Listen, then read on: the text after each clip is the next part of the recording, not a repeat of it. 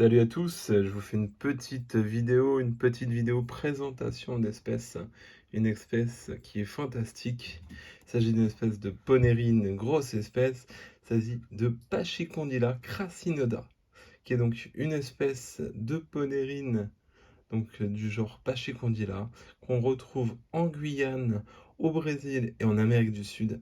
C'est une des plus grosses du genre, elle est plus grosse que Neoponera apicalis par exemple, et elle est vraiment grosse puisque là les ouvrières que vous avez sous les yeux, ils font quasiment 1,8 cm, et donc c'est vraiment une espèce topissime.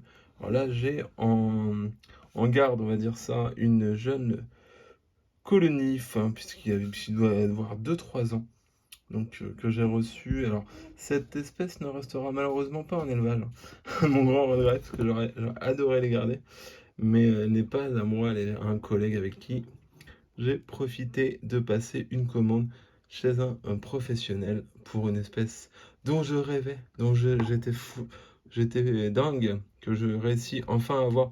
Je ne vais pas spoiler sur cette vidéo, vous allez voir. Et en même temps, lui a commandé ça. Et j'avoue que j'avais jamais encore vu réellement cette espèce de mes yeux. J'ai déjà eu une gine d'Apicalis. Mais là, effectivement, les Crassinoda, c'est vraiment des monstres, des tanks. C'est vraiment excellent. C'est une espèce qui fait vraiment envie. On a vraiment envie d'en élever un. Pour voir les larves comme sont massives. Je vais pas les embêter plus que ça. On peut voir vraiment que ouais, il y a du monde. Ça bouge parce que là, effectivement, je viens de les recevoir. Et en plus, là, vous pouvez voir un petit peu la morphologie. Un petit peu, c'est une tuerie, quoi. C'est une tuerie. Franchement, c'est une espèce magnifique. J'en élèverai peut-être un jour, si l'occasion se présente. Après, j'avoue que c'était pas forcément dans mes priorités, mais j'y pensais à une grosse ponérine depuis que j'ai découvert les Automachus, qui sont quand même une espèce géniale, mais petite. Une grosse espèce comme ça, ou peut-être des apis calices. Mais j'avoue, je serais assez fan. Regardez un peu la morphologie. C'est vraiment carré, hein. C'est vraiment. On sent qu'il y a la chétine. On sent que c'est pas. On sent que c'est des temps, quoi, hein, tout simplement, hein.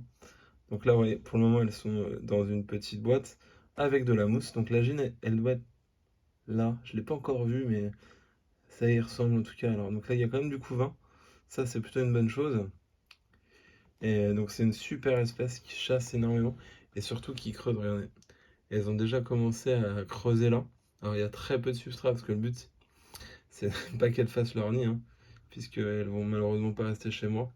Mais voilà, c'est pour leur permettre d'avoir un environnement adapté le temps qu'elles rejoignent leur propriétaire définitif, si on ose dire.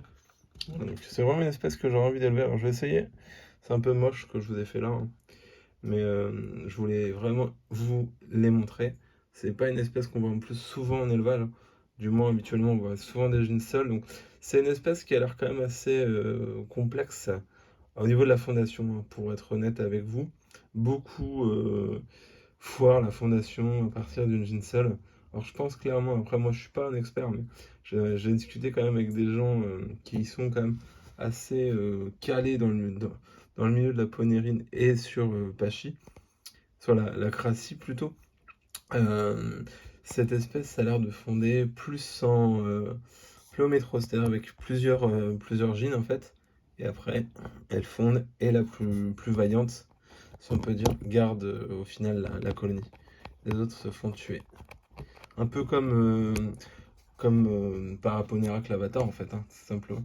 La plupart du temps, quand vous voyez des colonies de Paraponera clavata, et ça fonde en plométrose. Alors il y a quelques cas effectivement où on peut réussir à partir d'une gene seule, mais c'est vraiment très rare. Regardez là, quand c'est magnifique, c'est magnifique. Donc ça c'est une colo, comme je vous avais dit, qui doit avoir 2 3 ans, et il y a au moins une quinzaine d'ouvrières, si ce n'est plus. Après, je vous avoue que je me suis pas amusé à retourner la boîte puisque c'est pas les miennes, hein. Donc, clairement, là c'est vraiment pour les maintenir au mieux avant que leur propriétaire les récupère, j'avoue. Mais je suis content en tout cas, j'espère que ça va bien se passer, qu'il va les récupérer et que tout se passera bien, hein. Mais je suis content de pouvoir vous les montrer, puis même moi de les avoir découvertes, parce que honnêtement c'est vraiment une super espèce. Vous voyez les pattes avec du jaune et tout. Ah, c'est vraiment sublime, c'est vraiment sublime. Franchement, super espèce. Donc vraiment, une espèce clairement pas du tout faite pour les débutants, clairement, parce que elle a une fondation compliquée, la maintenance c'est pas non plus. Alors c'est pas ce qu'il y a de plus dur à maintenir, mais sur du long terme, ouais, faut quand même avoir de l'expérience. Et puis cette espèce-là, tout simplement, elle pique, hein, donc déjà, rien que ça calme, hein, en général. Donc voilà un peu ce que ça donne, quoi. Je voulais vous les montrer, je suis vraiment fan. Voilà pour cette petite présentation rapide. Au niveau de la maintenance, je suis pas un expert, donc je vais pas m'avancer à vous donner des paramètres d'élevage, hein, parce que clairement, ça serait malhonnête de ma part, parce que j'en ai jamais élevé. Voilà, mais je voulais vraiment vous les montrer. Merci de m'avoir regardé, salut.